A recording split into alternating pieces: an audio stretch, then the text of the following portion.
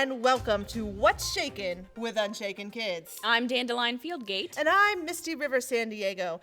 For those joining us for the first time this morning, Dandelion, why don't you update them on our current situation, which the locals have dubbed Messiah Watch 24/7. Of course, Misty, I would be delighted.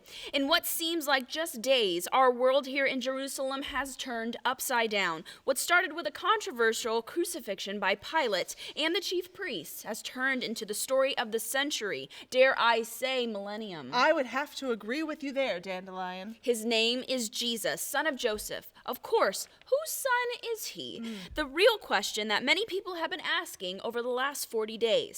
Before his death, he was claiming to be the Messiah, the Son of God. Which is quite a claim, considering that we Jews have been waiting for the Messiah for thousands of years. Indeed, we have. But in a shocking twist of events, Jesus' body disappeared from the tomb in just 3 days after his burial. Now, the original story was that Jesus' body had been stolen by some of his closest friends. But new evidence has come to us through several different sources that lead us to believe.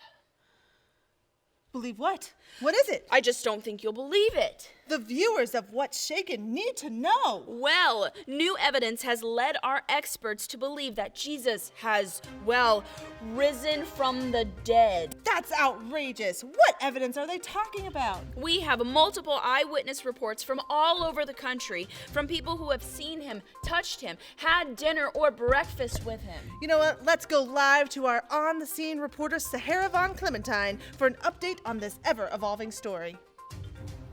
Thank you, Dandelion and Misty River. SAHARA von Clementine here with a woman who says that she has seen Jesus rise with her very own eyes. This is Mary Magdalene. Mary, please tell us what you experienced. Oh yes, I would love to. It was early in the morning when we went to Jesus' tomb to prepare. And then we saw an angel. It was amazing. It was like lightning. It was so beautiful. And the angel said that Jesus Christ is risen. So then we ran and ran to tell all the people. And then we saw Jesus. And it was so beautiful. And he said he is risen and he is the Messiah. And it was so amazing. Wow, that is amazing. Well, you heard it here first on What's Shaken with Unshaken Kids. Back to you guys at the studio. Wow, that's amazing, and the stories just keep rolling in. We're going straight in with our investigative reporter, Rosalind Taylor Maccabee. Rosalind. Thank you, Dandelion. I am here with two members of our community. Please, will you tell us your story? Well, my name is CLEOPAS, and this is my wife, and we were actually traveling to this little town called Emmaus. It's actually about 7 miles from Jerusalem, so it took us a few hours to get there. That is quite a walk. Yes, and when we were walking, this guy just showed up, and he started walking with us and talking with us, and we didn't even know where he came from. We really didn't even realize who it was the whole entire walk. No, and he was like, what are you talking about? And we said, dude, do you live under a rock? Our Jesus just died. He did miracles. He did so much for us, and before he was murdered. Yeah, we thought he was going to be the one that was going to redeem Israel and save our family. Mm-hmm. And then he just started saying scriptures from Moses to the prophets. Wow. And we were like, this guy knows a lot. Mm-hmm. So when we got to Emmaus, we actually invited him over for dinner, and he started to pray over the food, and something happened. And we realized that he was Jesus. It was him. The guy we were talking to was Jesus. We should have realized it. The whole time he was talking about the Holy Scriptures while we were walking, and he was showing us it is Jesus. It is Jesus. So to be clear, the man you were talking to on the road to Emmaus was, in fact, the risen Jesus. Definitely. 1,000%. Wow. Well, there you have it, kids. Let's get back to you in the studio. Thank you, Rosalind Taylor Maccabee. Not everyone believes that Jesus has risen from the dead. We have invited Thomas, one of Jesus's closest friends, to the studio today. Thomas, you don't believe the reports of your friends. Well, of course not. They're being hysterical. Fake news, if you will. People do not just come back to life. I don't believe it. Aren't you upset with all that's happened? Well, of course. I loved Jesus, but wanting him to be here isn't just going to make that magically happen. But what about all the eyewitness reports?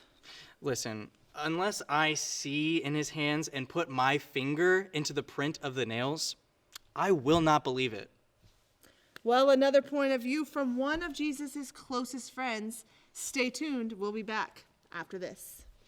I doubt it.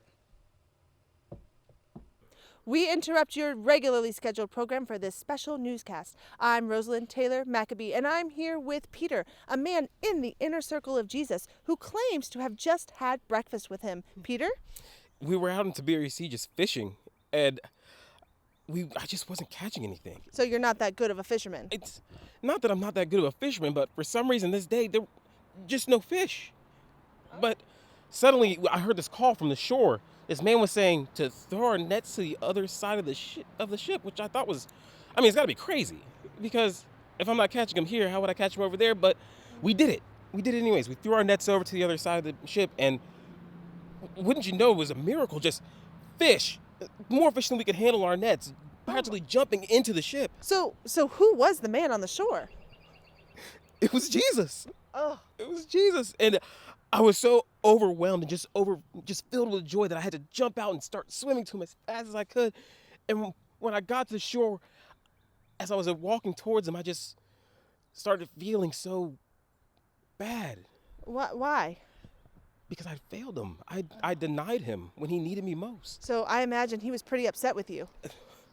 No, we had breakfast. And during the breakfast, he asked me 3 times if I loved him.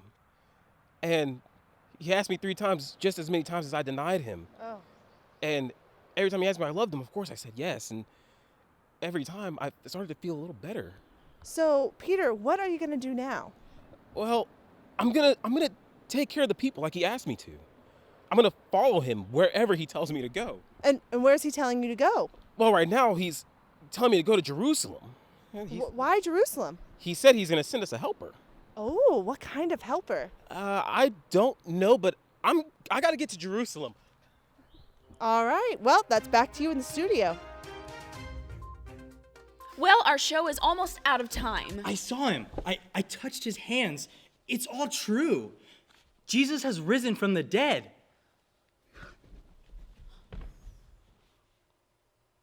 Did that just happen? Yes. Well, I think with all the evidence, we have to believe it's true, that Jesus has risen from the dead. And I think the question on everyone's mind is, what now? I agree with you, Dandelion. If Jesus has risen from the dead, what do? Do we go back to life as normal? I'm just not sure where to go from here. Exactly. Wait. I'm getting something. Okay. We're going back on the field with SAHARA Clementine. SAHARA Clementine here with, I'm sorry, what was your name again? Dr. Luke. You're a doctor? Right, you can call me Dr. Luke. Oh, wow. Well, you mentioned earlier that you said that Jesus wanted us to do something. It was some of the last words that he spoke before he left. He left? Well, yeah, but we'll get to that in just a minute. He wanted us to preach the gospel, the good news to the people. He wanted us to wait for the helper, and we're to go out and baptize in the name of the Father and the Son and the Holy Spirit, and to teach the ways of Jesus and to disciple those around us. Wow, that's amazing. It's like the Great Commission. God, Jesus wanted us to share the gospel, to baptize, and to teach people like he taught us. Wow, that's crazy. I think I interrupted you. It was the most beautiful and tragic thing that I've ever seen.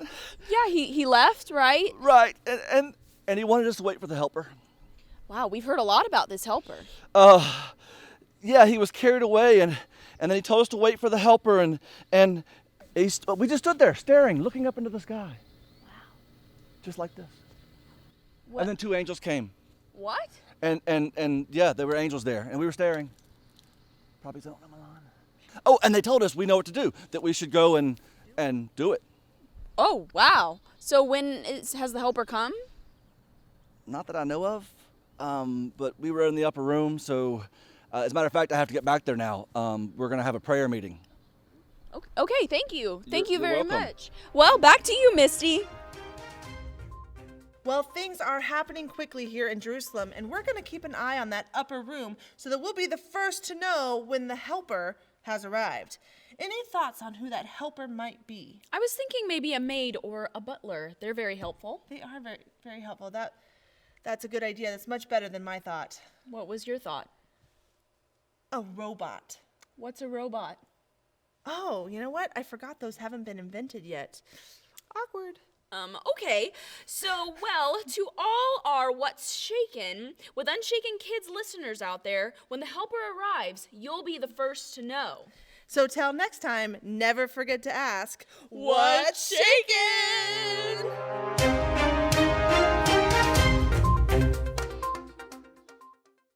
Miss Allie and I had a lot of fun filming this video this week with our friends and all the crazy costumes, but I wanted to make sure that you understood what we were trying to say. And that's that after Jesus was resurrected from the grave, he didn't just go straight up to heaven. Hundreds of people saw him walking around and eating food. And the more people that saw him, the more real it can be to us. So I just wanted you to know there were a lot of people that saw Jesus. He was still on earth for 40 more days after that before he went up to heaven. And then I have one question for you guys that I really want to know your answers to this week before we get to next Sunday. And that's this. Who is this helper? Does anyone know? Who is the helper that Jesus sent to help us? If you know the answer, I want you can get your parents to text me, email me, call me, Facebook me, whatever it is. Let me know who you think the helper is that Jesus sent. Have a great week, everyone. I love you guys. I miss you, and I'll see you soon.